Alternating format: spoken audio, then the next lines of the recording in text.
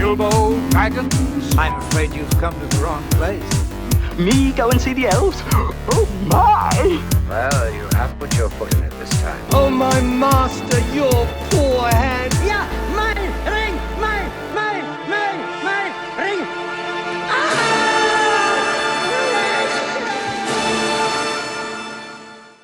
You heard it up top. Now, we've gone down the Hobbit hole for a couple months now. Our fellowship has gathered. We've conquered the Two Towers. The king has returned. He's come and gone because we're wrapping things up here.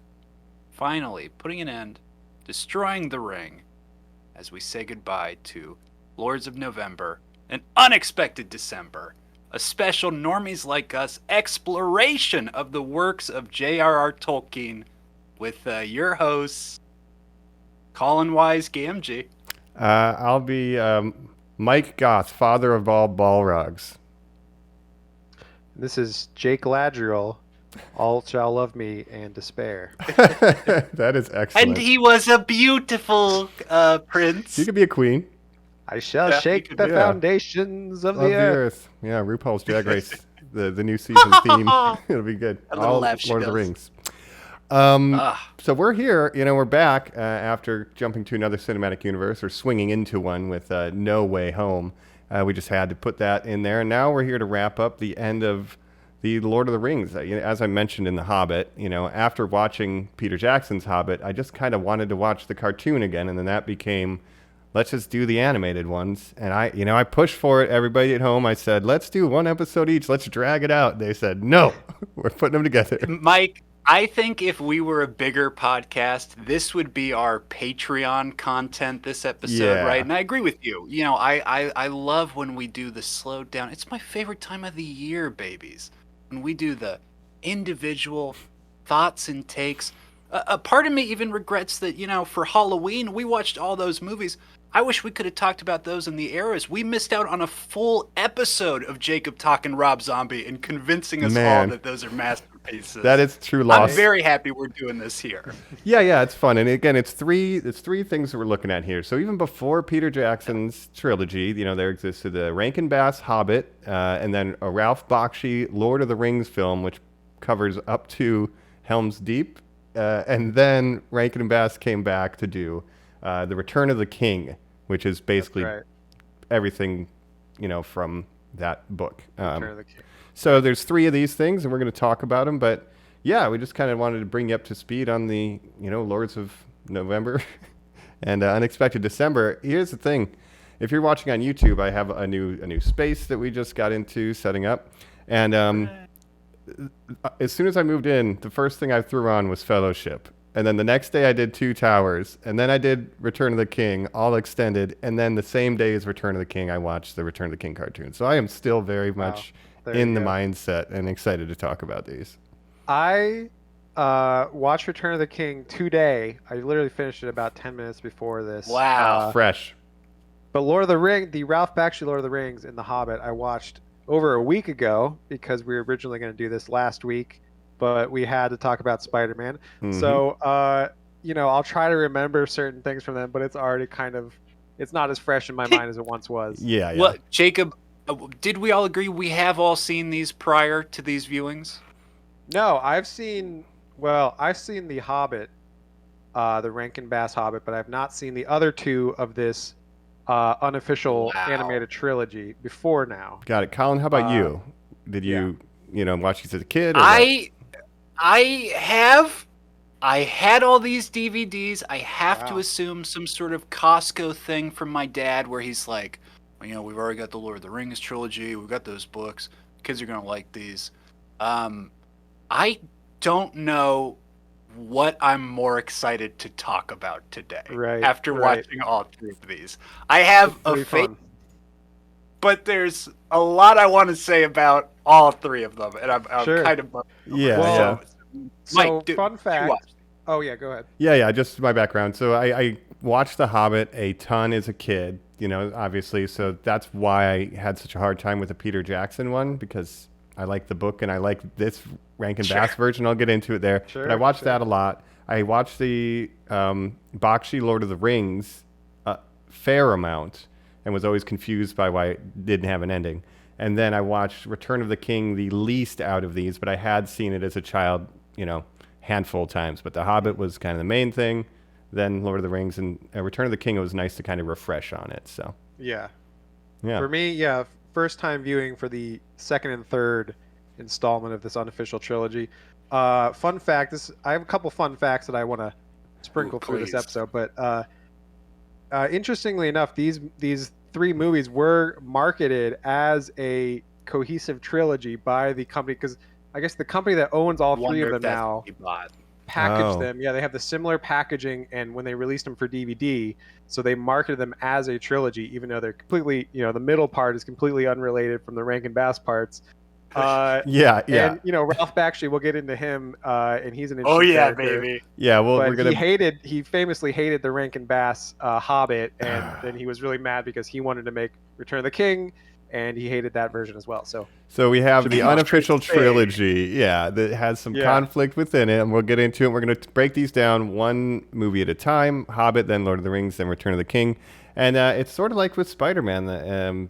Spoilers, clashing of multiverses. This is like a different universe of Lord of the Rings that existed prior to Peter Jackson, which introduced many people to Middle-earth. So it's going to be an interesting kind of look at alternate takes on this media from the first age, I guess, for some of the people listening. And really, these are the first cinematic adaptations of these Tolkien books. So yeah, excited so to it's talk going to be about interesting. So, let's get on the unexpected journey. There's when you step out your front door, there's no telling where you'll be swept off to. So I heard that the greatest adventure is what lies ahead, and we're going to jump right into it right now on Normies Like Us. We're back on Normies Like Us, where we are talking Tolkien. There and back again. We're wrapping up kind of our final leg of the Tolkien journey, kicking it off with the animated adventures here with The Hobbit. Now, it's the holiday season, boys. An important note to point out, Rankin Bass, who produced this first entry, most known for those stop-motion holiday things that we all grew up with, where it's like Rudolph meets Frosty, and they like beat up Santa and all all that. Yeah. The Abominable Snowman. Hermie the elf, Everyone's favorite. who wants to be a dentist, all that. Island of Misfit Toys. Mm-hmm. Classic. So, well known for that. Another thing, too, with this is they outsourced the animation for The Hobbit and Return of the King. I want to make this is my fun fact.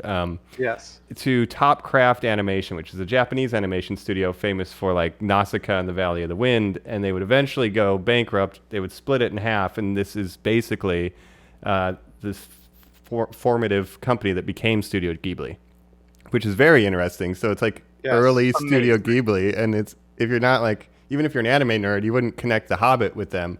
And the first manager of Studio Ghibli was the main dude from Topcraft, who's credited on the opening of The Hobbit as well. So weird connections to anime. Interesting. That's very interesting to me because this animation, let me say, I'm not a huge fan of it. The one in The Hobbit, at least. I mean, I think Return of the King may be a little bit better, but I don't love this animation. And I don't know how you feel. I know, Mike, I think you're probably going to be a big fan of this movie, but this movie, not a huge fan of it. It was. I'm glad I watched it, but I don't know if I'll ever watch it again. The character models, I'm not a huge fan of. Just, I guess, the aesthetic and the backgrounds are good, but it's just more the character models. I just find them unpleasant. They're a little strange, and Toru Hara, by the way, is the name of the man who first managed Studio Ghibli, and he's right at the front of this, so fun fact, done. But they do look weird, and I think a lot of my affection for this film just comes from the nostalgia of liking the book and this being the first on-screen representation. I kind of even Smaug has a cat head. It's very weird. Yeah. But I just kind of embrace all of that, and I even like the music. And everybody bitches about the music. I played it. The greatest adventure. I love that song, unironically. So there's people who hate it. There's some good songs in here. There's some bangers, and then there's some that I could go without. And it's every 30 seconds or so there'll be 2 lines of a song. Throughout this whole movie.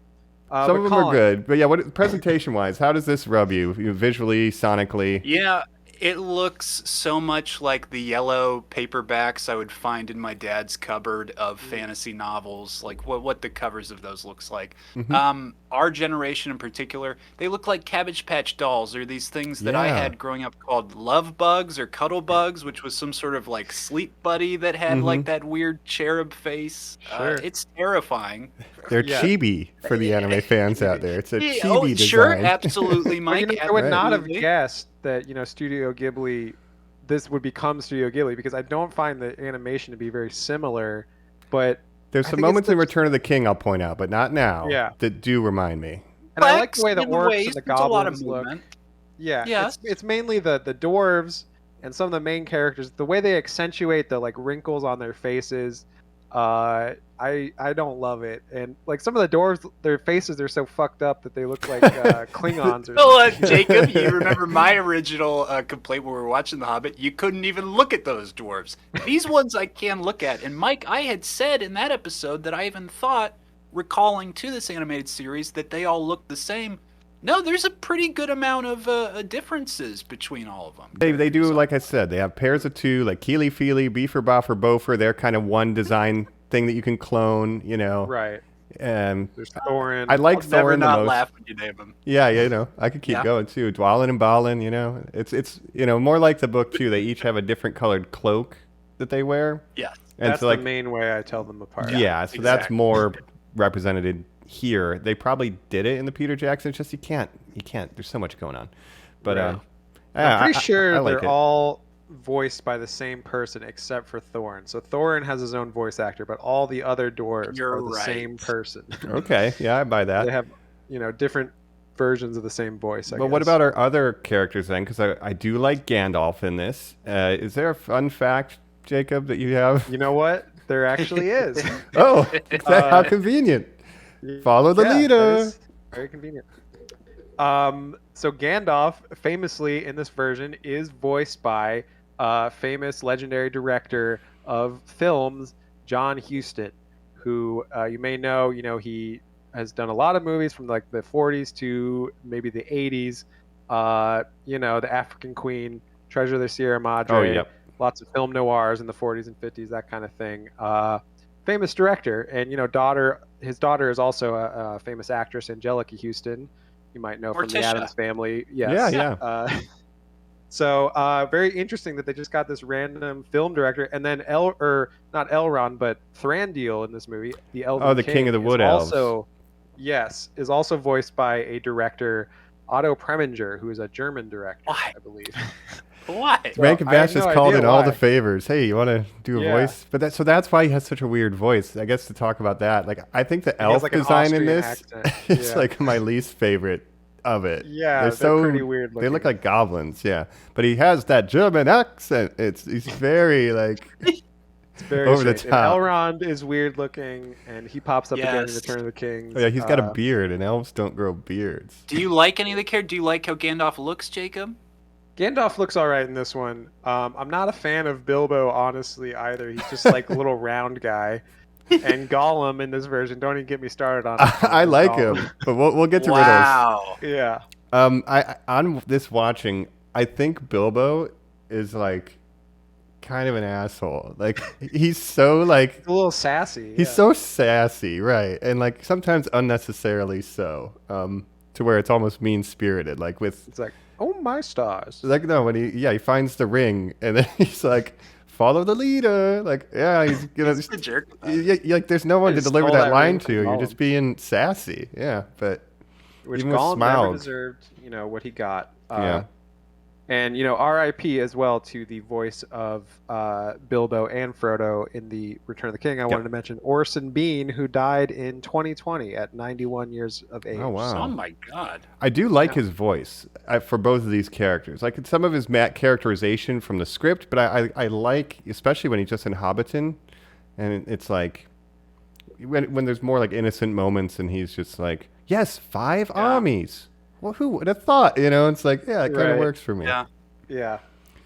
But I don't like that. The fact that they can be played by the same voice actor really highlights to me that they are this interchangeable protagonist in this epic tale that he wants to tell. You could argue it's like, Well, no, I know that Bilbo is a little different than Frodo, but it's just like, no, they're just the point of view character. Yeah, we'll just do that. And there are portions of this. I feel this pretty accurately tells like the key beats of the Hobbit book. It's really short. Yes. Well, Mike, yeah. I was about to say, even better than telling the key beats of them. By the time we meet Smaug the dragon and we're 40 minutes in, I thought, isn't this like the end of the second movie that I watched 6 hours? Yes, exactly. Yeah, so it really expedites the plot points, and really does. Skips over a lot of the action as well. Yeah, and we'll get. I want to leave the music out because they do use that as a way to kind of shorten, like to kind of explain stuff. But I just want to mention what was left out completely, and then I want to ask about some of these songs. We'll meet a bard character that will eventually explain all the plots. Yes, he was existent the whole time. But they cut out things like Beorn, doesn't exist in this film. There's nothing with the Arkenstone or dragon sickness, so. But other than that, like no stone giants. But they do this stuff with the trolls, the Goblin King. Spiders. The spiders, Mirkwood, the barrels, Out of Bond, Lake Town, Smog's Mountain, which I do like Bard, when they go into Mirkwood. The 5 armies, and Gandalf leaves them. He tells Bilbo to like write down in his diary everything that happens, and then so that way we have a Bilbo narration from like the the forest on, where he's like describing what's happening in the forest, and that's another way they can kind of accelerate certain plot points, right? So kind of clever, and also explains, that's why he's writing the book in the first place, from there and back again. So it kind of ties in. I do like that. And you get little stuff, with Gandalf. Your story rings true. I know you got a ring. Don't tell these idiots, though. Like, I got to go, Yeah. But, Mike, what did you think of Smaug? Oh, man. He looks like a cat. Why? I like the design of Smaug in this. He was one of my favorite parts of the animation itself, because I didn't love the characters' models, but I did like the design of Smaug. It's distinct, and I've never hated it as a kid. I just thought it was weird. It's like, I guess Smaug is just like this thing. He's not even a normal dragon. He's Smaug, right? And that's why he looks different. And he's got like the laser beam eyes and stuff. And I like this version. Which it's like in the book, it was like great spotlight shown out, but it's like the way they draw it, it's like Metal Gear. I loved it. Yeah. But I like this version of that scene better than the Peter Jackson version. And he actually does, my breath death. I like Smaug, how he's kind of just chilling, like he's half asleep for a bit of it. He's like, "You're no threat to me." I like this better than the Jackson version. What do you guys think? Yeah, I think so. I think you're right. And then, Colin, you agree with that, or? Absolutely. On a personal note, I'll just say, I zeroed in on that cast list before we even went, as I was making these notes here. Robert Stack is the voice actor of this, and my father, who I love to death, is a film buff. I think I've gotten most of my taste from him. Like I mentioned, he bought all these movies for me over the years. Certainly that first Lord of the Rings trilogy, and certainly this one as well. Just one time to me when I was home from college said, Colin, Robert Stack is the best supporting actor of all time. I said, like in what? He said, oh, nobody plays a better villain, just nobody. All these old cowboy movies, TV. I was just thinking this the other day. It's important for you to know that. And I think maybe the proudest he's ever been of me in my entire life was one time, like 5 years ago, I watched a Paul Newman, Elmore Leonard movie called Ombre, where I brought up that Robert Stack is the bad guy in that movie, and my dad just went so ballistic. He was so happy. He's so happy. To see that Robert Stack is the villain of The Hobbit, it adds further fodder to his thing. Legacy, who else would you have gotten? Like I'll just always remember this from this point on forever for that. It's star-studded. I loved it. That's great. Yeah. No, I think that's a fantastic scene. Jacob, I know you had some thoughts on this one. Then to bring up something that's in all versions, Riddles in the Dark. We have the classic Finding of the Ring scene. What do you think about this Riddles in the Dark, Jacob? Well, I kind of liked it. I mean, Gollum, all 3 versions of Gollum that exist, I find interesting for different reasons. Oh, yeah. I like the fish man the best, I'll say. Yeah. Is that this one? Is he a fish man, or is Bakshi this one's a fish almost man? fish man. Okay. He's not the zombie that we'll get So to. we'll get there, okay. This one has, like, weird posture. It's like a lizard almost. Yeah, I like how he paddles his little boat because that is from the books, and I like the certain details that were added from the books where he has his little hut on his little island or whatever. Yes, I love it. Yeah. And like this is a time.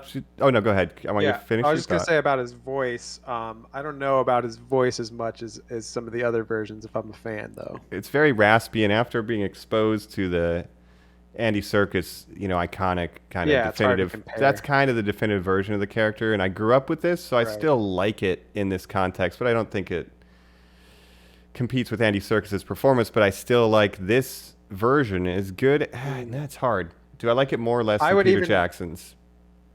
I don't know. Colin, what do you think? Peter Jackson's Riddles in the Dark versus this? No, my favorite is the Ralph Bakshi rotoscope guy who dives into the water. That's the definitive. Okay, we'll get there. I think I would have to put the Ralph Bakshi Gollum over this Gollum in my rankings. Oh, I would bury that one, but we'll get there. Yeah, but I do like this Riddles in the Dark better than the Peter Jackson Riddles in the Dark, I think, yes. I like his voice when he's, it's very raspy and he's like almost straining, Yeah. Mm-hmm. All things devour. They're like undead. Yeah, that's the take that I go with. Yeah, but then again, he's sassy Bilbo. I guess I like it better. Yeah. Yeah. Could it be the ring? Surely. I can't be mistaken. It's like, all right. But, yeah, I think this is just a pretty good telling. You get Bard just as much as he's in the book. He just shows up, kills a dragon, and then... right. Arrow scene's cool. Then we get the battle. It's, pretty much... straightforward like the book. I mean, more dwarves die here, but you get the main, Thorin apologizing, and it's the Hobbit. He doesn't get the Arkenstone, so Bilbo never tries to negotiate a peace treaty. But more or less, it works. A lot of the same lines because they are from the source material, of course. Yeah. A lot of the same dialogue. So let me ask you this. Yeah. Oh yeah, I have a quick question. So. Obviously, our dearly departed friend Joe, who I think he's still watching Spider-Man, I think. No, yeah, I think he departed out west with the elves. Mm-hmm. That's but right. He mentioned before that this was like a mainstay of you're in school, it's like the last day of the year. Teacher was like, I'm not teaching anymore. Let's put on the fucking Hobbit movie. Was that an experience for you guys? In your past as well? I don't think they ever threw this on. It would be random Christmas movies. I remember Jingle All the Way, sure, 2-parter, double period or something, but that's about it. Colin, did they ever throw this on at school for you? Because holidays. The big one for us was Sean Connery's Medicine Man, where he gives that speech about a fish could swim up your urethra. I only wish to catch that fish. I did school too. Yeah. Really? Oh my God! Why, Jacob? Yeah. So I guess the last thing I think we should discuss with this then is the music. All right. Yes. Colin, I'll throw to you first. What is your favorite song from the Hobbit movie? The songs that are in the book that you described to me, that's what Bilbo Baggins hates. Misty Mountain's Cold, yeah. Tolerable in this movie. Mike supposed to be, frenetic, ADHD-laced, nightmare that was a film intended to be shot for a high frame rate 3D. and 3D, which I don't want anything coming at me. I don't want any dishes anywhere. I like this very relaxed, chill, still mocking vibe. But no, I liked them all. I liked every song in it. I thought they were. I have a good answer for this. I liked the beginning songs as well, but I have to say, best song in this movie has got to be Goblin Town. Yes, Goblin I was song, hoping you would say it. That song's a banger. Down the goblin down. Yeah. Hey, Yes, and I do like the goblin designs as well in this. So anything involving the goblins and orcs in these movies, the wargs look I'm cool. into. Yeah, I wish I hate the Goblin King in Peter Jackson's version, even though these are weird Japanese take on a fantasy book, design wise, it's just better. I hate the Goblin King in Peter Jackson's. I hate everything about Goblin Town, but I love Goblin Town here. And that song is a banger. And I think it's the best one in the movie. The ones I don't like and I could do without are just where the singer comes in for a line or two as they're going on. It's a lot of repeating lines and that kind of thing, right? They do that in Riddles in the Dark. They have someone even sing some of the riddles to show time passing to speed it along, and they do that a lot. And that opening song, which I do like a lot, and I find myself humming it all the time. That's the only original song that's not from the book, as far as my knowledge. So, Oh, cool. Yeah, so the rest are from the book, or lines that were sung and, expository from the book. But, yeah, I think overall, besides inspiring the Lemmy-Winks arc of South Park, I think this should have a lasting legacy. I think it's worth watching, and it's my favorite version of The Hobbit. Yeah. Yeah. Jacob, when you say you don't think you would ever watch this again, you would watch the Peter Jackson ones over watching this again? Oh, Wow. I man. might just never watch any Hobbit. He likes Halloween. Yeah, you movies, just, Rob you Zombie, just though. might be done with stuff about The Hobbit. That's where I think I'm at, buddy. Yeah, I do find, Lord of the Rings much more rewatchable as a story than The Hobbit to me. And I read the book as a kid, The Hobbit as well. Maybe I'll reread the book at some point, but I like rambling children's tale from a man who, was really dealing with stuff and was constantly week by week interested in language, over story, over, just changing what he wanted to focus on. I agree with you. The narrative story he actually put together is better than this. And it's and The Hobbit is very episodic because that's the way it was written. Because it's like you read a chapter as he wrote it as like bedtime stories for his son, right? So it's like that's why it is so episodic, and that makes sense. But it's not as interesting to me as the grand epic tale of Lord of the Rings. No, it is certainly not. But I believe that this format of a cartoon aimed at children, a tone for children, clearly knows what it wants to be.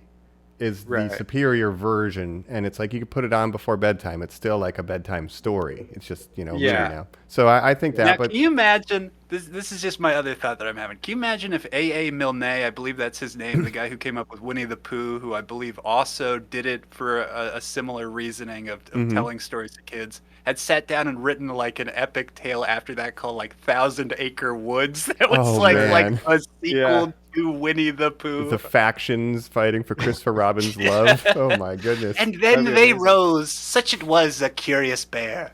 Yes, and then the kangaroos came. Yeah, that would be wild.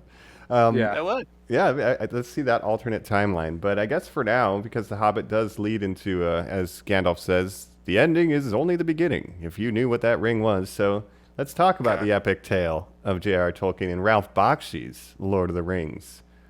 2/3 of it. Coming up next, the Normies Like Us. We're back.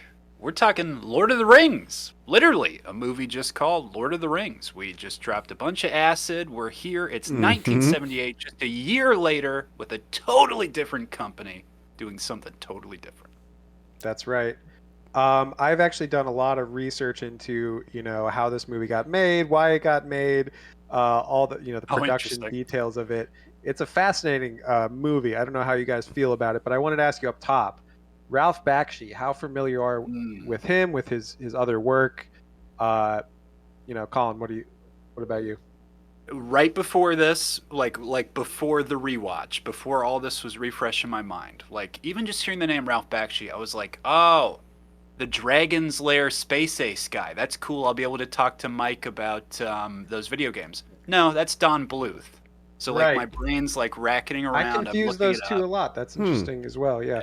It makes sense to me, modern animators. Then, listeners, I'm going to remind you, I'm what you call a gentleman pervert, is what I like to say on this podcast. Okay. Sure. I like body adult things, but I always try to come at it from a critical lens where I can say, like, I love Elvira.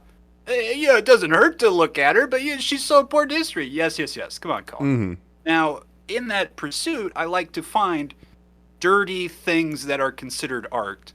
I have seen Fritz the Cat and stuff. I am well aware of the past of Ralph Bakshi. And his movie Fire and Ice was like huge for me and my brother growing up, like a sword and sorcery. So I'm curious about you guys as well. I literally have only seen this. I don't know anything else about him. So I'm on the edge of my seat to learn a little bit about the production of this and how it came to be. Well, let me give you a little bit of his biography, I guess. So Ralph Bakshi, best known for making sort of urban NC-17 adult animation, and this was during a time period where the main kind of animation was like Disney, Looney Tunes, that kind of thing. Yeah. Ralph Bakshi wanted to make adult-oriented animation. So I guess maybe one of his most well-known is Fritz the Cat, which is his first feature length. But his first couple were all urban, focusing on a lot of the political stuff going on at the time with like race relations, civil rights, and that kind of thing. Inner city, drugs, prostitution, very over the top, like NC-17, like, you know, nudity, violence, drug use, like all kinds of crazy stuff. Oh, geez. And he was a crazy guy as well. Like, you know, did a lot of cocaine, just was working on like 4 projects at once throughout the 70s and just like working like crazy, doing cocaine, staying up all night, just trying to do all these different projects. Yeah, right. But he was also very interested in fantasy, epic fantasy, and he made a movie right before this one called Wizards. Have you ever heard of that one, Mike? I've seen it on like Netflix and stuff. There's like a weird chicken thing and a guy sitting on it. And if you were like me passing that box in Blockbuster as a kid, the box promised something the movie did not pay off because it looked like this. Like you're like, is that Dune or Star Wars? Yeah. No. It looked it's sort of like that, but it's more like Fern Gully or something like that. But it's fascinating because I did see this when I was younger, and I probably shouldn't have. It had a lot of concepts that would go over, you know, young child's heads, but this was his first take on fantasy, and it dealt with basically the villain in this finds like old, basically it takes place in the future, like a post-apocalyptic future that's also has magic. The villain finds a bunch of hidden Nazi propaganda from the Nazi times. God, I'm remembering this all now. It's insane. It's absolutely insane, but it's more interesting than good, I would say. It's not very good. It has pacing issues, which, you know, you could also say that Lord of the Rings does as well, but it was his first stab at like an original fantasy, and it's very interesting. I like a lot of the imagery in it, but it's not a very good movie. Got it. So then that interest leads him to have interest in Lord of the Rings. Do we know how he got that job? Yeah, he wanted to make Lord of the Rings for a long time, actually, even before Wizards. The rights to Lord of the Rings itself back in those days were very interesting. Filmmaker John Borman wrote a script that never got produced. Basically, United Artists, which is the company that he worked for, bought the rights to this Lord of the Rings script and just threw it away. This script was also insane. It involved like Frodo and Galadriel sex scene, and Boromir and Aragorn have like a threesome with Arwen. It's crazy. Yes. Wow. Is this the Amazon series they're prepping?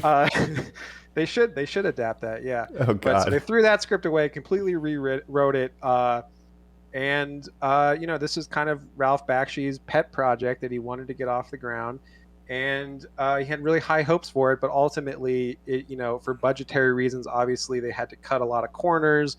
There's a lot of different animation techniques used in this, including rotoscoping, which is heavily used throughout the movie in different ways, right? Mm-hmm. Sometimes you have just, you know, trace over type of like, so it's animation over like a guide that was shot live action. Then you have, you know, the silhouette technique. They have a couple different techniques that you could get into, but I actually really like the sort of mixed media of it all, where it's like, you know, different techniques kind of colliding with each other. It's interesting. What do you guys think? Yeah, I coming off, you know, what you said with the, you know, mixed media, it does feel, and if you've never seen this, listeners, you kind of have to check it out or watch a trailer to get reference, but it feels like this patchwork of creative ideas. Like one scene, character looked completely different from the next scene, and there's a lot of techniques where everything is clashing so much that it ends up somehow cohesive. It's bizarre, and I'm fascinated, and it's very interesting to look at. Colin, what do you think about it, the presentation of this? I think that this is the movie that should play in the background if you set your movie in the 70s from now on. Like, this should be on a TV. It's so trippy. It's what people think like Austin Powers is. You know, it's like what they're making fun of is this druggy, wild, fantasy-laden hippie culture. Like Led Zeppelin had songs about this watercolor. The fucking Led Zeppelin's thinking about these fucking misty mountains, Mike. Right. Because exactly the counterculture of like Lord of the Rings at the time was a sort of counterculture thing. It wasn't in the mainstream yet. It wasn't, you know, known by everybody. So it definitely had that psychedelic-ness to it, that Led Zeppelin, like you said. The Beatles, everybody kind of was. Yeah. The Beatles wanted to make a Lord of the Rings as well, you're right. And just the background, sometimes there's the more realistic style background, sometimes it's the more stylistic, abstract, live action going up against traditional animation. It's just insane. It just from scene to scene. There are moments, and like you're saying, the different techniques, because we have the intro credits that are the story we're being told. And Jacob, you posted a really dope comparison of the Peter Jackson movies in this. I would ask Normies to seek that out. It's a great visual guide. Right. But the live action, the silhouetting, is that what you called it? The shadow It's just a puppets shadow, that's essentially happening. Yeah. It is people. Like no animation techniques are happening outside of just coloring the background. Is there other stuff like this? I can't even think of another movie that does as much as. Well, this it was a technique Amir Darkly of the time. Yeah.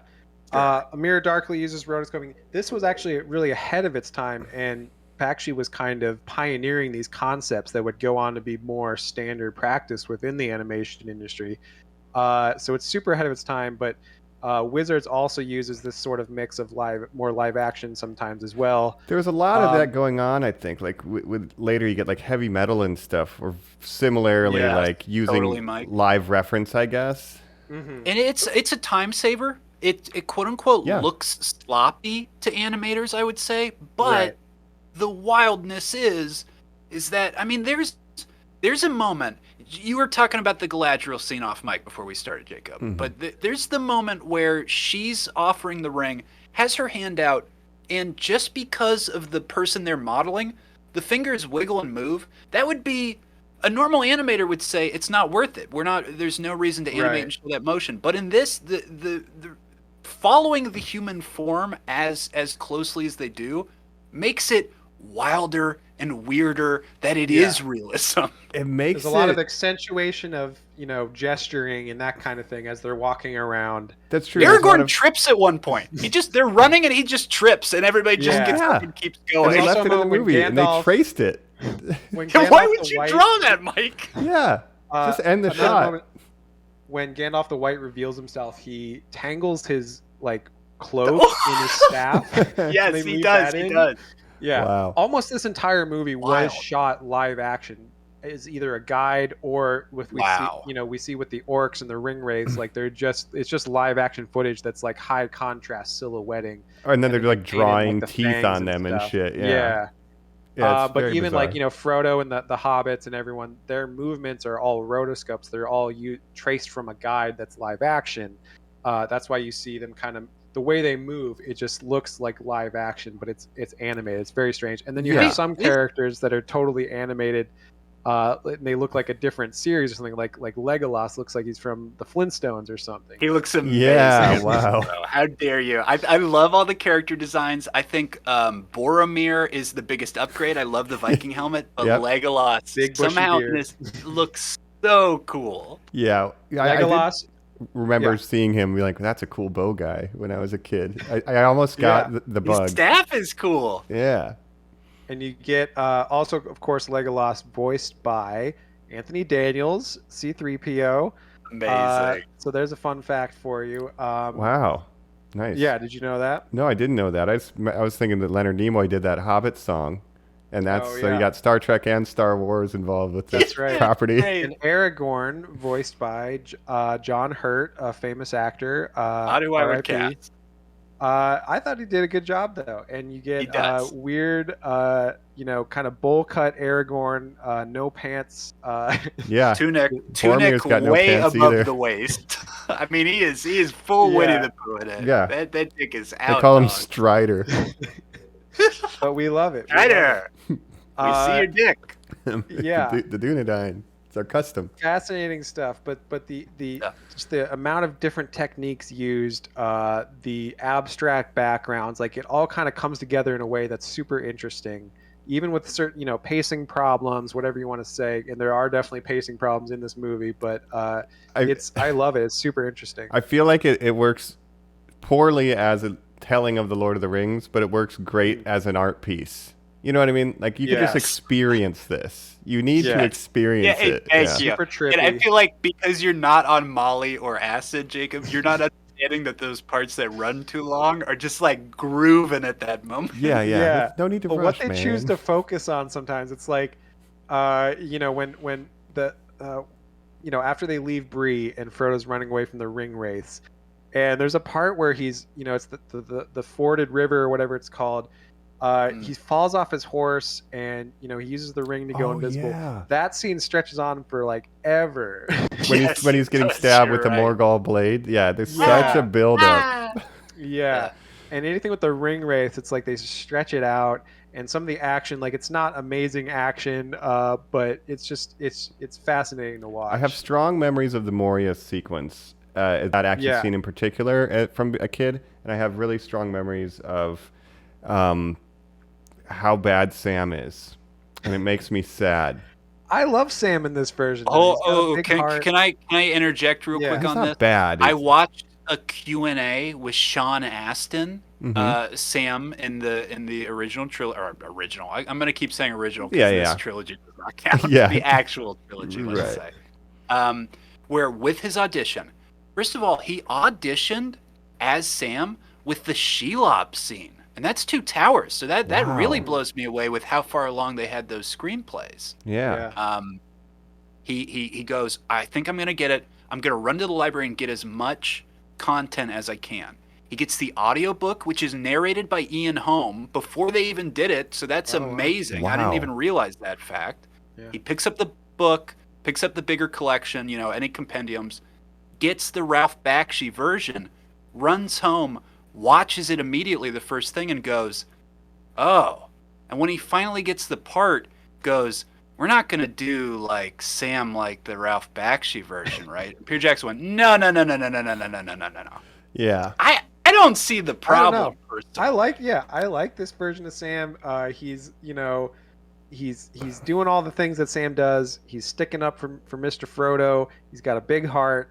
And I love him. He's very excited to see the elves. He's very excited to see the elves. He loves it. Well, it kind of points out that, in the book, he is a lot younger than Frodo. Frodo is like deceivingly old because hobbits don't look as old as, Frodo's like 33 years old. Yeah. And he looks like he's like 15 or something, but he's very much like a junior to, Frodo. He's a younger hobbit. Do we know how old he is? I'm not sure exactly. But he is just like his gardener. Mr. Frodo, right? Yeah, and he calls him Mr. Frodo because he just works for him, right? They're not homies like that. But it's all right. It's all right, I guess. You and your landlord went on a quest together. Yeah, I don't really know this guy. Yeah, but speaking of Peter Jackson, this was his first actual experience with Lord of the Rings, was watching this movie as a younger person. Cool. And he does take a lot of visual inspiration from this movie. Certain scenes are filmed almost the exact same way, like that comparison video I showed you guys points out. One scene in particular, where they're hiding from the ring wraith on the road when they hide behind the log. That's framed like almost the same way. Other scenes are just blocked very similar. Even the Moria parts are very similarly blocked. So I just find that very interesting as well. Yeah, that you sent over that comparison, and like the Proud Feet guy, like that's framed exactly like the Bakshi version. And I think another scene that always stands out to me that works well here is when the ring wraiths go into Bree and stab the pillows. Like that's very similar to where they're standing and the layout of the beds. And do you think really Peter Jackson took the stills of the animated movie and put it over his camera and did his own rotoscoping? I think he just got the raw footage and it was ready to go. The reference. It definitely was. Yeah, I'll just use this. Yeah, why do we rotoscope inspiration from this? Make a movie. I just think it's really interesting with the inspiration that he takes. One thing he did not include, which he should have, is Frodo doing a little dance in the tavern in Bree to impress everyone. Yes. Why is that not in his version? I'd love to see that. I wanted more Aruman in Yeah. So they why that the is? name of the character. They thought when they were making it, they're like, people are going to confuse Sauron and Saruman. So sometimes they call him Aruman, sometimes they call him Saruman, which just makes it more confusing. Exactly. It does. Yeah. I like how he looked, though. I thought he looked really cool. And his speech is good too. The way of pain. You know, he's a little more nasally. Yeah. He's good. Gandalf is good in this version. I like Gandalf in both the Rankin Bass and this. Like, it's hard to do I like Gandalf the badly, Rankin I a think. little better. Yeah, but he's good here too. What about Gollum? Is this fish Gollum. man? No, this is zombie. This is the scariest looking one possible because it's only got the few scenes where they reference, right? You know, other than later where they're the same one that Joe used to hate. Why do they just introduce the bad guy with everybody going, you know, hey, who's that behind us? But yes, skulking out from the darkness is again, Jacob. Peter Jackson must have stolen. I mean, this is the look down to the loincloth, the sunken. It is very similar, and I like his voice too in this one. In his, you know, he's featured a little later because he has more Two Towers scenes. In this movie, let's talk about the sort of pacing because it's 2 books. So you get to, you know, the end of Fellowship, and then it just kind of keeps going. Shows a bunch of, you know, old Two Towers to call stuff. you moving Lord of the Rings. Yeah. Yeah, and then finishes very abruptly. Yes. You know, Gandalf kind of wraps it up and says, and then everyone was vanquished forever. But maybe this is, you know, just part 1. Who knows? And then it ends. But and it ends also with Gollum kind of teasing Shelob, which we obviously don't get to see. But he's leading him up the winding stairs. But I do like Gollum in this version as well. I don't like it as much as the Hobbit, but I think he's fine. Yeah. And we get a lot of the same scenes. You know, they put the rope around him, and he's like, you know, it's burning and all that. Yep. It's interesting to see Pacing issues. Oh, I mean, this is it's a drug trip. It's not a movie. Yeah. So like, don't trippy. approach it as a movie. Would you have preferred to see the continuation of this or the Rankin Bass Return of the King? Huh. You know what? I think I would rather see the continuation of this because it's so bizarre. But we'll get to Return of the King. I couldn't even imagine what part 2 Here's would what I feel like with a lot of these. I won't go to Return of the King yet, but this one in particular, if you had no knowledge of Lord of the Rings, like the holes left here, like you would not understand what's going on. Like you as an audience have to do a lot of filling in the blanks by knowing the book or whatever. So. For sure. I really wish that we got a follow-up to this because it does end in such a weird way that it's like, oh man, I really wish, you know, we could see a Return of the King version of this. But Can you imagine? Yeah, I don't know what Shelob would look like. It would be it's literally footage of a tarantula that he probably shoots and then draws like, I don't know, like fangs on top of, right? Yeah. Like Makes it large. So crazy. In comparison to that's it, yeah. But I kind of agree with you, Mike. You know, it's not a great adaptation if you're not familiar with the source material. It could be kind of confusing. But I do like they get certain details really right. And it's, you know, even small details where it's like, man, that nailed it almost, you know, as good or even at sometimes better than the Peter Jackson version. Just certain parts or certain scenes to me. And even like, you know, Boromir's death, it's not as good as in the Peter Jackson version, but they give it kind of a weight. You know, I like it. If the movie Aragorn's stopped more book right accurate. there, be a good one. Yeah. Yeah, overall, I mean, it's fascinating, and I think people should experience it. But it's like when it was made, like Jacob said, this was all kind of counterculture. You had to be a fucking Lord of the Rings nerd to even want to watch this in the first place, so you had no problem filling in the blanks. You know, same thing with if you're listening to this, you've already seen Peter Jackson's likely, and you like this stuff, so experience it, because it's a trip, man. It's very trippy. This one was, to me, the most watchable of these 3 movies. Held my attention the best, and it's probably the one I would choose to rewatch more than the other 2. No offense to, you know, Rankin and Bass. No offense to you guys. But and the Galadriel scene, we didn't even mention this. The mirror, it's, you know, it's like a psychedelic trip, you know, it's like a kaleidoscope, you know, The whole time, the whole scene. Yeah. Yep. So a lot of cool techniques, very trippy, and it's an experience for sure. This movie made me sick. I don't like looking at it. It made me nervous. It truly made me think this is what the 70s is. This is the most 70s movie ever made. It's not Dirty Harry. You know, it's not like Parallax Wow. View, any of those like crazy 70s thrillers. It's this. This is the most 70s movie ever made. I don't like it because of that. I don't want That's to crazy. think See, about I that do time like period. it because of that. I do want it to be on Uh, every TV when people start making Yes. Stranger Things 1970, yeah, whatever. Absolutely, yeah. 100%. Yeah. I would say, you know, Replace The Walking Dead or Night of the Living Dead. Just Right. replace it with this. yeah. You know, I could definitely see it being a cult hit. If you're interested in this at all, check out some of Ralph Bakshi's other work. They're very hit and miss, but you know, Fritz the Cat. You had another one called Heavy Traffic, which is about like inner city drugs and stuff. Wizards, like I said, insane movie. Who R. Crumb is? The comic strip artist?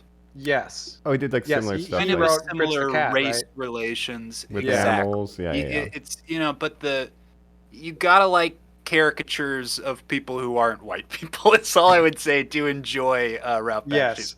Well, that's So the if thing is you're Ralph racist, Bakshi. you're gonna love it. He lived in the inner city. He was very interested in like black culture at that time. Oh yeah.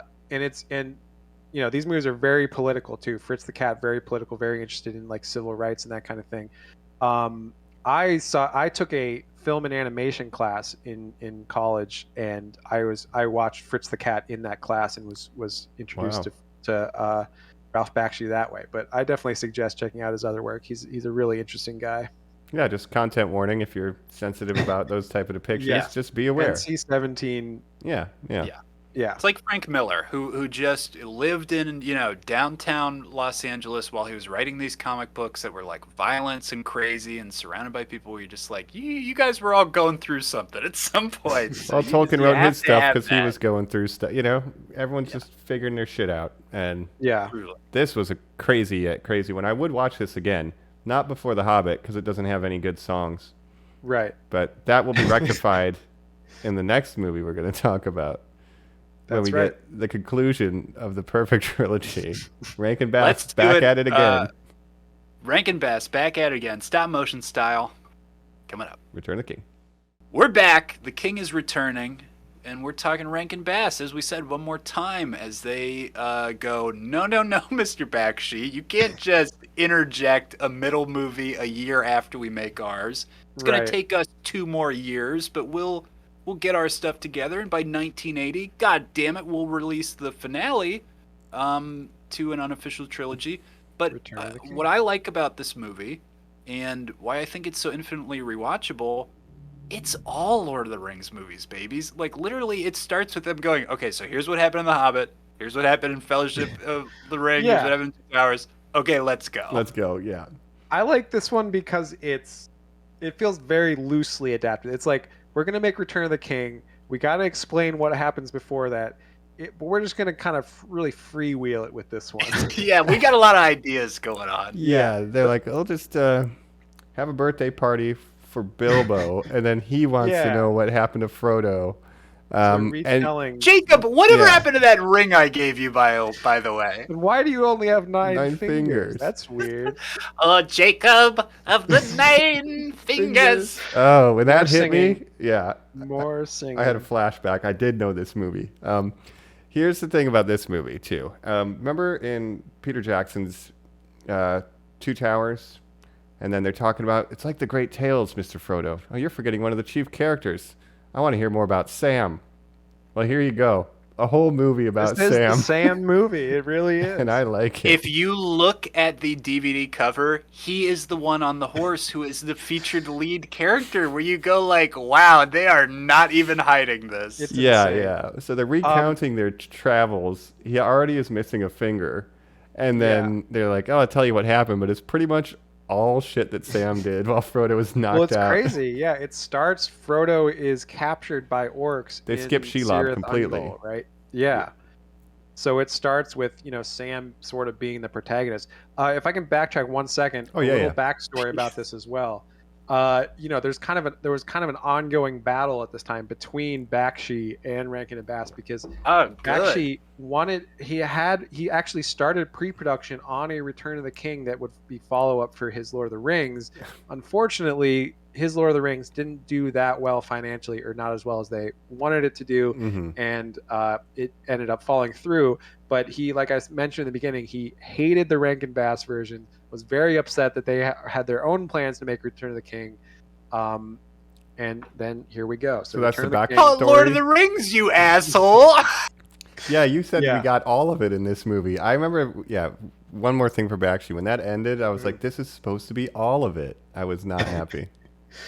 Right. Well, because he didn't know how to end it because he didn't know if he was going to get a second part. So he's kind of has Gandalf come in and say, and then all the foes were vanquished. So I wouldn't call it Lord of the Rings. That was a little presumptuous on Bakshi's part. And then here we are. But again, that was an era when they didn't, Peter Jackson getting those 3 films greenlit at the same time was kind of unheard of at that time. So even in the 70s, to expect that they were going to greenlight another, he wanted to make, 2 movies where, this one would be, Fellowship and Two Towers, and then finish it with a Return of the King. The irony where it's Rankin and Bass who made 2 movies that are also not a complete cohesive story by themselves.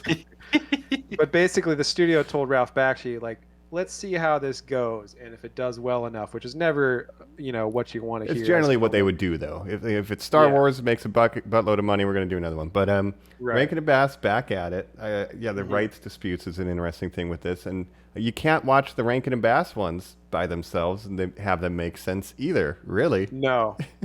No, they're a pseudo sequel because they have old Bilbo in the beginning, and Bilbo and Frodo are also voiced by the same actor, Orson Bean. But we get now as Sam, Roddy McDowell of Planet of the Apes fame, playing Cornelius and Caesar. Ape shall never kill ape. Yeah. Wow. So and I'm a fan of that. This is the Sam movie. It starts with him having the ring and finding the ring from Frodo being kidnapped. I could just put it on. I could give him all. I could go in and show him what was for and what was what. Samwise the Strong. He has this whole fantasy about it that lasts how many minutes of this movie? I would say the entire movie. Oh, does it end? Well, here's what's good about this. It is a bizarre thing, but this movie, even better than Peter Jackson's movies, does a good job of showing what the ring does to you psychologically. It like feeds you these dreams of, oh, if you just take me and you'll be the king of everything. And it's like, oh shit, that's a good idea. Yeah. From the scene, I thought that too, where old Bilbo goes, do you still have that ring that I gave you? I would just love to see that thing one more time, please. Yeah. And so to see, Sam really doesn't get tempted at all in the Peter Jackson movies. You don't see him struggle at all with it, even when he does take it. So I like that aspect of this, where he's like, nope, I'm just a simple hobbit. I shouldn't want power. Let's keep it in check and do the mission. I think that's pretty good. But what's interesting is, this is sort of based on part of the book. There's like a 2-paragraph part where he describes, Sam's fantasy of being Samwise the Strong if he had the ring.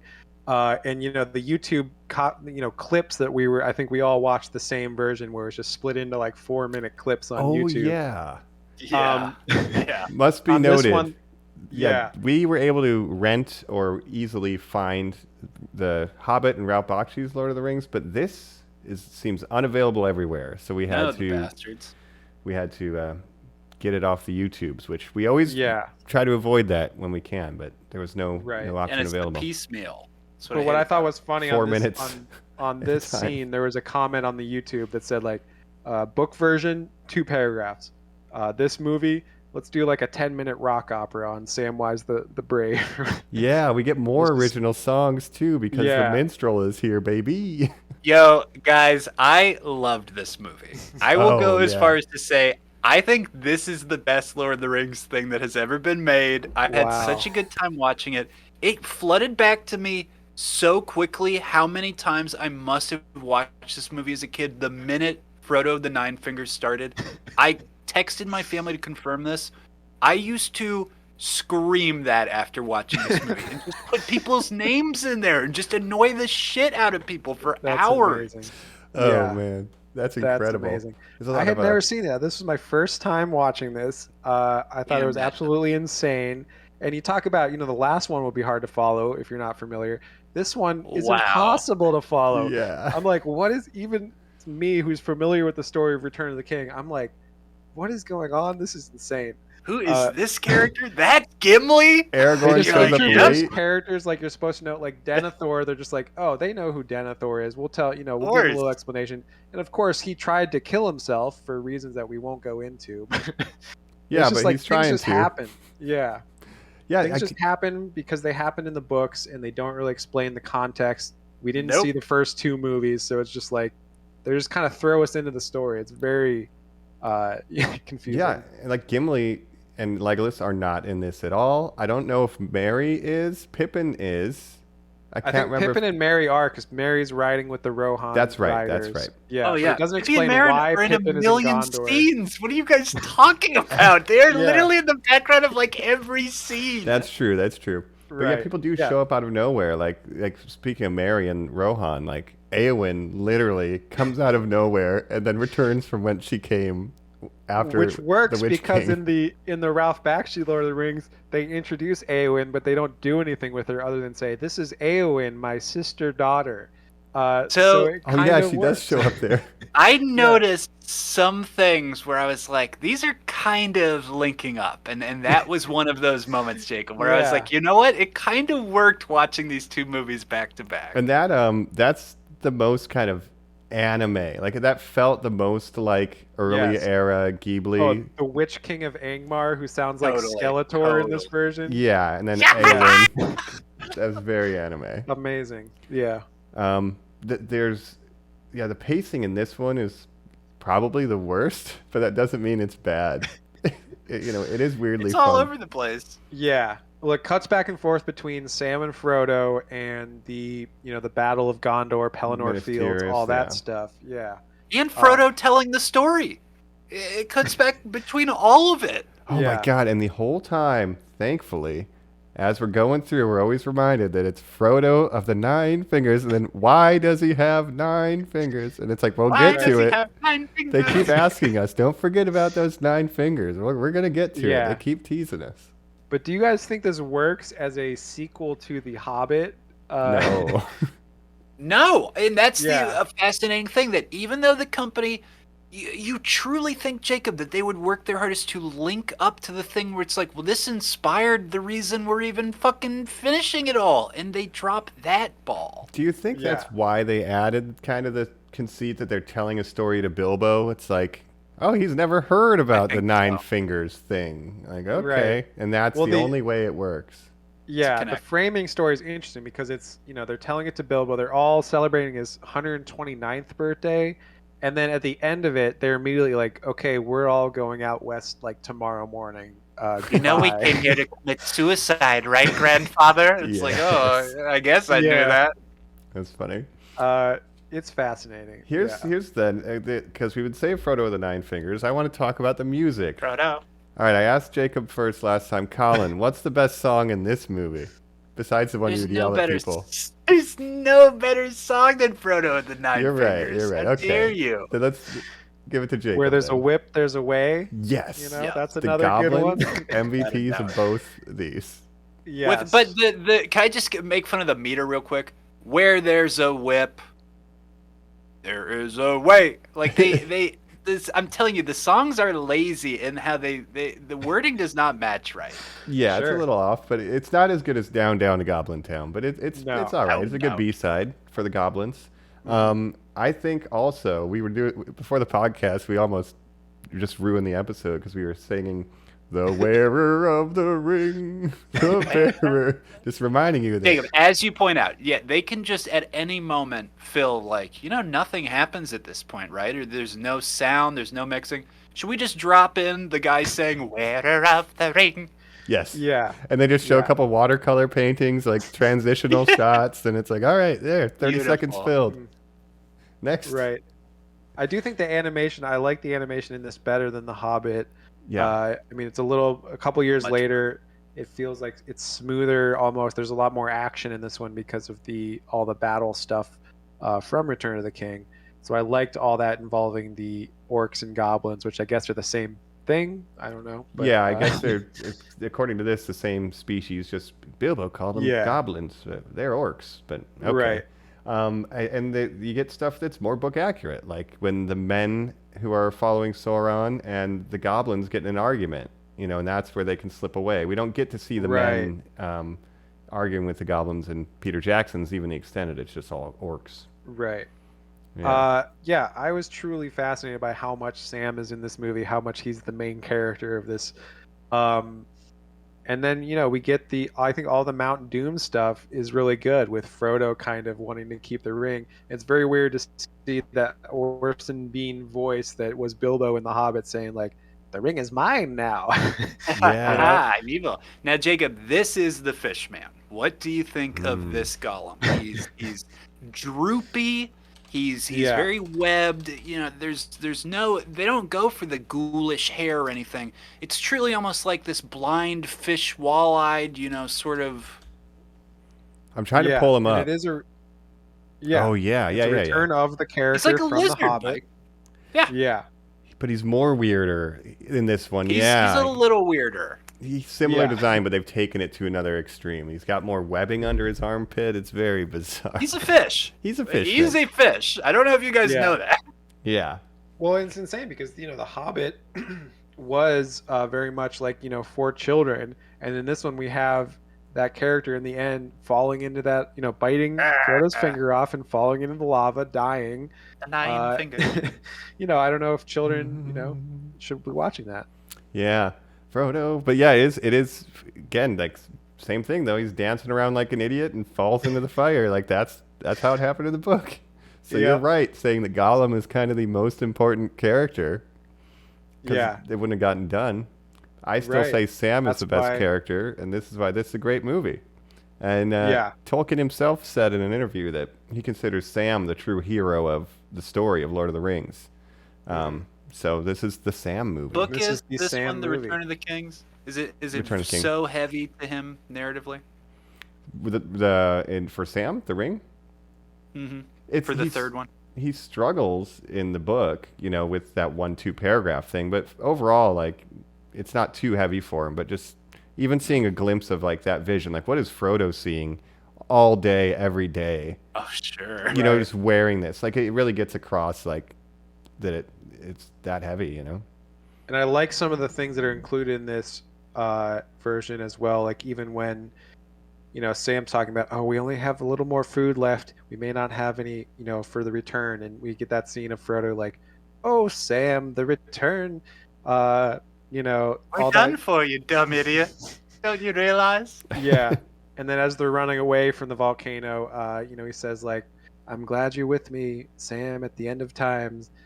Straight out of, the Peter Jackson stuff. And it works, I think. I like that the Eagles pick up all the horses, too. Gotta save those horses.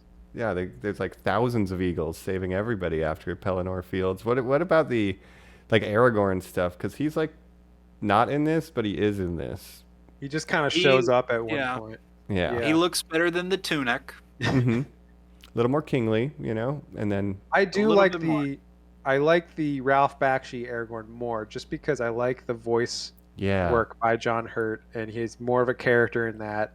I like the look of him in this one better, but he just kind of comes out of nowhere, and then he's like, oh, he's the king that was returning. By the way. Yeah, and you're like, cool. He went to the store. He's on his way back. Yeah, Theoden also just kind of shows up at one point. They're like, oh, the Riders of Rohan are here. Hooray. Oh, yeah, Theoden looks weird. I mean, talk about straight out of Peter Jackson. When he says, we ride for Gondor. We ride. He does that whole thing. I was like, this fucking slaps right now. This rules. Yeah. We get the mouth of Sauron or whatever. Oh, yeah. Aragorn talks to. Which of you rabble has the whatever to treat with me, Yeah. Yeah. No, fuck you, Aragorn. You got to be a king to talk to me. Yeah. It's like, okay. Yeah, he looked cool. The mouth of Sauron's really bizarre in this version. Yeah. So I guess the question is, do you guys think, this works as an unofficial trilogy, The Hobbit, Lord of the Rings, and Return of the King? Did you enjoy watching them all? A blast watching it for this, I think you have to do it in order because you have to be so let down by The Hobbit of just like, Aw. I don't really like how this looks. That's a story I've heard a million times. What's special about this? To the Ralph Bakshi, which raises you to the highs of what the fuck is going on, regardless if you like it or not. You are interested. And then this is a gentle letdown of, because I just think it's the most kid friendly. I think it's you guys say it's hard to follow. I think this one is truly it's just the for dummies version of J.R.R. Tolkien, where it's like, here's literally everything we feel like you need to know to understand why this is ending the way it is. And I like that about it. Yeah. I felt like it was really hard to follow because they're constantly just bringing up names of places and stuff that you have no context for. Yeah, and you're never going to see the people that they bring up either. You got to get past that point of it. They literally, I'm telling you, it's just the Cliff Notes version of like a character walking in and be like, did you hear what happened next door? They say they won. Have a great one. And then it's like walk outside and you're like, well, that's nice what happened next door. Yeah, like the whole Denethor thing, which is done so well in the Peter Jackson version. You know, there's no Faramir in this one, so it's just like Denethor going crazy and wanting to kill himself, and then saying we're all doomed, but we don't understand why, and he has a whole monologue about how they're doomed. Yeah. It is bizarre, but I do think, the Cliff Notes version of like, Sam had to save Frodo. He had the ring for a bit. Then he saved Frodo. Frodo was pissed that he had the ring. They win the Battle of Pelennor, throw the ring in the fire because of Gollum. There you go. That's all you need to know, Yeah. Let me ask you guys this. If you're Joe in school, and again, Joe doesn't give a shit about any of this fucking shit we watched. And it's a Brit Lit class, okay? You fucking read these. You started with The Hobbit last semester. You finished The Lord of the Rings this semester. And the teacher promised you would get to watch The Lord of the Rings trilogy at the end of the week, okay? Wow. And what they show you is what we watched for today's episode, opposed to the movies you thought you were going to get. Would you be pissed, or would you be like, who gives a shit? I would be not pissed because, I'm assuming that I've seen The Lord of the Rings, the Peter Jackson versions by that point. Like, we all watched You're a normal human in this circumstance, so yes, you have. Mm-hmm. And to see these movies, which, I had not seen 2 of these before, and it was just, I'm glad I watched all 3 of these movies. It's really an experience. The Unofficial Animated Trilogy, I would recommend it to anyone. Get your hands on these copies and watch them. They're really fun and interesting to watch. I wonder if they make Blu-rays of these. I had the dumb DVDs that had the weird like claw hook on the side. They were truly a mess. And hearing you guys say that they came as a bundle, we had to have had that bundle. Yeah. Yeah. Yeah, because the company that did buy them for the DVD rights did decide to put them together as a trilogy and just say, you know what, people will get it, I guess, if we just, they're not really connected. What else are you going to do with these?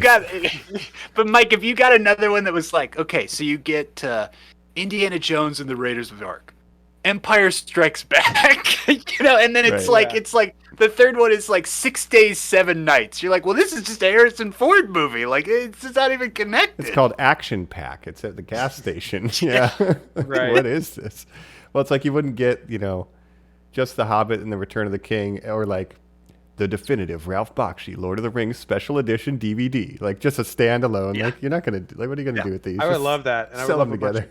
Behind the scenes stuff on the making of that movie, which I'm sure was just insane. Could be fascinating. I imagine big line just gets finished by Ralph Bakshi. He looks up with a loaded handgun and tells a woman to pretend that she's an elf, and he's just filming her. She's like scared. She's terrified. She also just did cocaine. She's like dancing around. He's like, great, this is great. That's great stuff. Keep elfing. Yeah. Yeah. But overall, you would recommend these, right? Well, here's what I say. I say to find out if I'm going to recommend them or not, you got to wait till our final thoughts, which is coming up right next. Normies Like Us. Yeah. We're back. We're wrapping up our final wrap-up of our final thoughts here on an unexpected November. Lords! December. Wow. No, I mixed that up. Well, I mixed it up for the last time. It's all remember? right. So It's there we an go. adaptation, you know. We're going to do it different because this Pretty has loosey-goosey. it's been a long journey. Ralph actually took over my body, and that's why. Well, as It has been a long journey. Yeah, as I was saying on the top, you know, I literally rewatched the entire extended trilogy and The Hobbit and Ralph Bakshi and Return of the King in like the last week. So I'm still in the mode, and this has really become, shall I say, the podcast of the 9 movies. And we watched all of them. And That's right. I hate it, Mike. Not 13 like Halloween, but I guess quickly for my final thoughts, Jacob, you know, asked me before the break. I would recommend these, and I would recommend every one of them. And I rank them. It's hard to rank and bass these because they're all so different. If you're on drugs, watch Ralph Bakshi's. If you have children, watch The Hobbit. And if you like Sam, watch Return of the King. I guess that's how I would do it. But they all have a place. I would also maybe do drugs before watching Return of the King. I would do drugs before all 3 of them. Yeah. Yes. I highly recommend it, in fact. The doer of the drugs, the smokers of the drugs. Yeah. Yeah, I would recommend these all as well. And I would rank them. I would say I like the Ralph Bakshi Return of the King the most. Rankin Lord of Bass, the Rings. I'm glad I watched them. Yeah, what did I say? You said Ralph Bakshi's You Return of the combined King. literally the 2 that you can't to make it clear. Yes. You said Ralph Bakshi's Return of the King. That's your dream project. I get it. But what did you I like? wish that existed. It does not, but I liked Ralph Bakshi's Lord of the Rings the best, probably followed by Return of the King, and then The Hobbit the least. But I did like them all. I recommend them all, and watch them in chronological order of the events because it just makes it extra confusing to have the Bakshi one in the middle, and that's the way I would recommend it. Yeah. I I have a lot of nostalgia for The Hobbit, and that's probably carrying it, a lot. It's like the shortest, I think, adapted Tolkien thing ever, too. Yeah. So that's interesting, and I think, I just have a lot of nostalgia for it. Yeah, I don't want to say I hate The Hobbit. Like, I did enjoy it. I enjoyed all 3 of these. So I'm looking forward to never watching any version of Peter Jackson's Hobbit again. Like, I will only deal with this. Again, that's my fair. question, Mike. This has elevated this material for me, doing this on the podcast. Lord of the Rings I love, fantasy I love, we're D&D guys. Yep. I've made the claim before, I'm more fantasy than sci-fi. That, again, we discuss high fantasy. That doesn't come down to this. It mainly comes down to the fact that, like, monsters like werewolves and vampires are considered fantasy. Yeah. If there was a version of that for sci-fi, I would do that, okay? It's called Underworld, yeah. Yeah, well, there we go. But lifting these up the way they are, I don't think in a year I'll be coming back to these. Maybe 2, something like that. It's not something as rewatchable as Star Wars and Harry Potter for me. Same thing like with Transformers. I'm going to take a break from those movies for a couple years. Yeah. I don't need to catch up with Bumblebee right away. I don't need to catch up with the Hobbits right away. But I think I might be done with The Hobbit. Up until I have a kid, I don't think I need to see that story ever told again. I gave my fantasy on this about, a cool, new animated movie, maybe stop motion. Knowing the history we have now, how Rankin Bass isn't just sitting on the rights to this and doesn't just make a stop motion version blows my mind, right? That would have been crazy. I just don't know if I ever need that story again. Yeah, I'm kind of with you, Colin. Definitely, but at the same time, Mike, like you said, you already rewatched the Peter Jackson Lord of the Rings. We got a week between Christmas and New Year's. I've got a little extra time, and I'm thinking, what would be the perfect movies to watch this week? Peter Jackson's Lord of the Rings, which I will always, want to rewatch. So I might just do that. You will go back quick. It's crazy, yeah. I'm glad. I'm very happy, you guys, that this is your thing, man. I think it's great. These are, again, the most well-made movies ever. Again. In the number time one that Trilly, we've been covering this Colbert called it. That's right. The number 1 Trilly has come out. We have seen a pop culture remergence. Yes, it's the 20th anniversary of Fellowship. It's half the reason why we kicked off this whole exploration. But it is cool to see the zeitgeist also saying, what happened to Orlando Bloom? And we're like, well, he's here. Yeah, he exists. He's with Katy Perry. If you haven't checked it out, normies, watch Colbert's rap for the 20th anniversary. They reunite the Hobbits. They have Very cool. Orlando Bloom, Hugo Weaving, Doing some high Andy elvish Serkis playing a bars. flute. Yeah. Yeah. Plus Method Man and Killer Mike. So yeah. it's great. Yeah. It's pretty wild. One thing about this whole experience, 9 Lord of the Rings based or Tolkien based things, it's given me a chance to look on Tolkien's work and think about they tried to do it in the 70s and 80s, and then we got Peter Jackson's, and then we got The Hobbit, which is a studio mess, by comparison to the Passion Project. So just seeing what was included, what was cut out of every version of these stories, it was just interesting to kind of look at. Very interesting. What made the cut and what didn't, based on who was creating them. Yeah. You're looking We back, also Mike. didn't even I'm looking mention- forward. Oh yeah. Oh, please. I think we were about to I say was the gonna same say- thing, Jacob. Amazon? Looking forward. Yeah. That's the pitch. All right. So we said the word Amazon. Further context, whoever wants to create that context. Colin. There's the show coming up. Not a lot of information is available. I would have thought, and kind of the reason we were maybe even delaying this with the Spider-Man, that with that 20th anniversary stuff and a little more of the fervor, that we would get something from Amazon. Maybe sort of a trailer, maybe some cast photos, something. We know a little bit of the cast. It's mainly international. It's like a guy who played the young Ned Stark on Game of Thrones. Seems like he's going to be a very big character. Obviously, they're very inspired by the success of Game of Thrones when conceiving this. Calum Green is a producer. He was only a producer on Hobbit Desolation of Smog as far as returning creative forces from the movies. Yeah, so Amazon is making this, obviously. Jeff Bezos basically said, bring me the next Game of Thrones. I want a hit fantasy series. They made Wheel of Time. They were hoping that's going to be it. Maybe not, but this is going to be Wheel taking of Time place will during tell. the... Yeah. This is Jacob, gonna have take you place during the watched any Second Wheel Age. of Time? No, I have not yet. But I mean, I might at some point. Yeah. Normies, we're going to talk about this for sure in an actual episode dedicated to it, but we're all very into our Witcher Season 2 watch now. So during this whole process, Mike, we have been super inundated with fantasy. I have been very excited to live in the Sword and Steel and monsters of the world, but I have not seen Wheel of Time. I'm hoping more towards, I don't even want to say Game of Thrones. Expectation-wise, what do you guys want out of this? Because I don't know that we've had a fantasy television show that I would say would live up to the title of Lord of the Rings, the series yet. Right. Yeah. Especially not tonally. Jacob, you were saying it's the Second Age. Can you? What do you think? And Yeah, what does yeah, that so mean?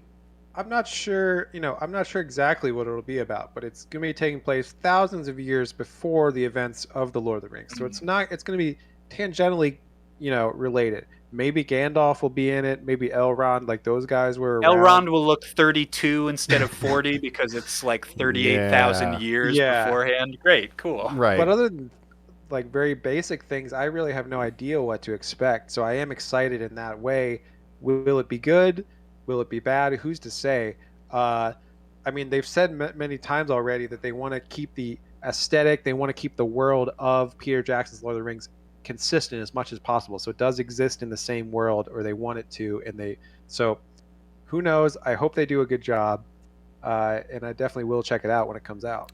What's tricky about this, and I'm not an expert on all of the ages of Middle-earth, so I'm not sure if the Second Age is when we have a war for the Silmarils. There's magic gems that everybody wants, instead of a ring. It's the whole thing. Okay. But in order to do that, Wow, amazing. keep it consistent, we're talking about cultures that were 1,000 years back on what we saw in Peter Jackson. So if we have wood elves, literally, culturally, their clothes and their dress and stuff identical, because Tolkien would have thought about what that gradient transition, what events made them change their clothes a certain way, change their language a certain way.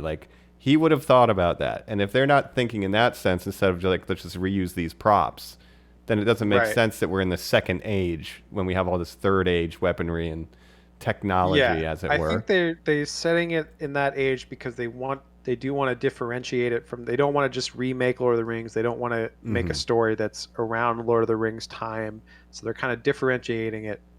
Here's a guy who lived in Rohan who had minor to do with the battle. We'll follow. Yeah, that's less interesting. Yeah. But like the I interesting said, thing is, I was gonna say that it will be competing thematically or cinematically with like that Game of Thrones prequel series. Like literally, you're already asking culture to buy into what is it, the House of the Dragon or whatever it is, and for people to say, here's another high fantasy.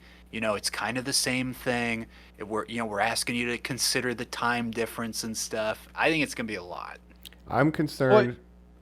Quickly, Game of Thrones side. That they hired relationship and intimacy coaches, which to me signals sex scenes, and I don't need sex scenes in my Lord of the Rings. I'm fine in Game of Thrones, but yeah, they definitely want to Game of Thrones it up, have some nudity, have gore, some sex and violence.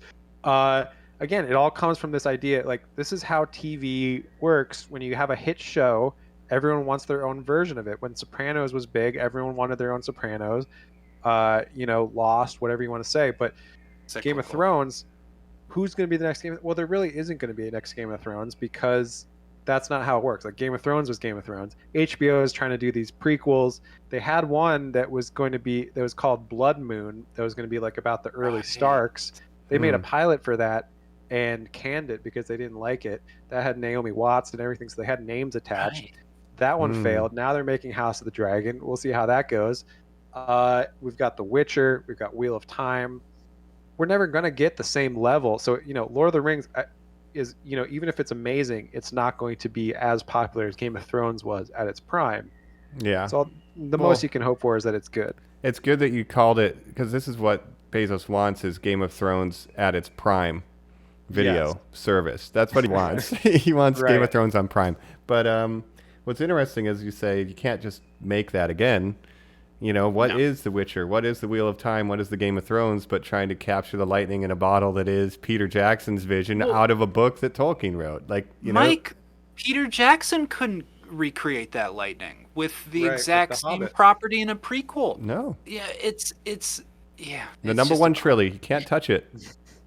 And that's right. And to strive for such a thing would be folly. So we'll see how it turns out. But yeah, I guess that's kind of it. I mean, the greatest adventure is in what lies ahead, and so we'll have to see what's out there. I've looked at those Mordor games again 1,000 times. It's just never going to happen. And I'm shocked, Mike, as a super fan, that and I'll actually compliment and give you a appreciative quality and say, you are so discerning about your material or your fantasy and stuff that you'll play Dark Souls over something that just because it says Lord of the Rings on it. Yeah, I'll find something that was birthed from that medium with the express purpose of providing that experience, right? So, but I did get them gifted to me, so I might dip my toes. I got a Steam gift from Chris, who's on the Two Towers. So I might give it a whirl, but I am very discerning. Maybe they will happen. I am discerning. Yeah, I will like it. Steam is doing its big winter sale right now, and I believe the Shadow of War and Shadow of Mordor games are on sale, so you can get them for cheap right now. And if you use code 9fingers, you'll get 10% off your order. I wish. We talked about these animated movies so much, we never even mentioned my favorite part, which is the Ralph Bakshi interpretation of the Balrog. Oh, thank you, Jacob. I needed to get that in there at some point. But it's again, Mike, we're D&D guys. A mana core is just one of those things that you see, and you're like, every artist has their own interpretation. You hear these things. Eventually, you become desensitized to how stupid it's eventually going to look. All that went out the window when I saw this Balrog. This is the dumbest thing anyone has ever created in fantasy. It's amazing. Google a photo of this Balrog. I want to see what the reference actor looked like on set. I assume he came out with like a bear head on. Yeah, he's just a wrestler. It's like a lion head with cardboard wings. Amazing. They're like butterfly wings. They're like theater butterfly wings that he just like lifts up and sort of flaps a couple times. That's exactly what they were. They had a couple pulleys on them. It does lead into a bigger debate, which is one of the biggest debates that Lord of the Rings fans have, the hardcore ones. the Balrog, does it actually have wings or not, is something that scholars, Lord of the Rings Tolkien scholars, have discussed for years. Because it's whether they're metaphorical wings or their actual wings is up to each individual person. What the fuck? Wow. The way they're described in the book, yeah. Well, so look into that, normies. Wow. Great stuff. All right. I can't believe it. Incredible. Well, yeah, we have truly, finally been there and back again and again. And so we want to thank you for joining us on this journey. It has been good. Yeah. I wanted to ask real quick. We'll do this on air. Do you guys have any pitches for next year on what to cover? The only thing I can think, and I said this to Jacob, is to keep the Orlando Bloom of it going is the Pirates movies. I guess I don't know. Will that be more or less movies. Painful than Transformies? I on that threshold, fun, as painful as the Transformers. I mean, my opinion of the Pirates movies is that the first one is good, and that's it. So it could be interesting. That's more than Transformers got. Yeah. Yeah. The Any other other franchise pitches? that I can think, the only other franchise I can think of is that we haven't done on a movie-to-movie level. Family. Fast and the Furious. 1-1. Oh, that would be a huge. You're talking 9 of by those, that plus point. Hobbs and probably- Shaw 10. Well, Wow. probably 10 plus a Hobbs and Shaw by that point, maybe 11. Yeah, maybe the number one trilogy, but Fast and Furious is the number one 9 movie set, I guess. Centennial. Yeah. So it might have to be a Fast November and a Furious December next year. I don't Man. know. Oh, into a Furious January. I thought it would be January Drift, but we'll have to see. Yeah. But stay tuned for that. Normies, we'll see if we end up pulling the trigger. Yeah. Write to us, Normies, if you have some awesome suggestions for that, or if you just want to say, I remember the first time I dropped acid and Ralph Bakshi put that tiger helmet on me and told me to walk out like the Balrog. If that's you, if you can reach out and tell us that that's who you were, or if you're just a fan, hit us up, rate, review, subscribe at normies_like_us. Helps us out, helps the podcast out. We love it. We love you. And thank you so much again for being our fellowship on this journey. And thank you to my co-hosts here. Colin Wise Gamgee saying thank you. Mike Goss, father of all Balrogs. Especially that one. I had a blast watching all these Tolkien things with you guys. It's been super fun rewatching and watching some things for the first time. This is Jake Ladriel, All Shall Love Me and Despair. Oh, shut up, me. All right. Take care, everybody. You're going to carry that weight. The wearer of the ring. The bearer of the nine hosts. All right. Down to Goblin Town. Catch you guys later. Bye. Bye. Bye-bye.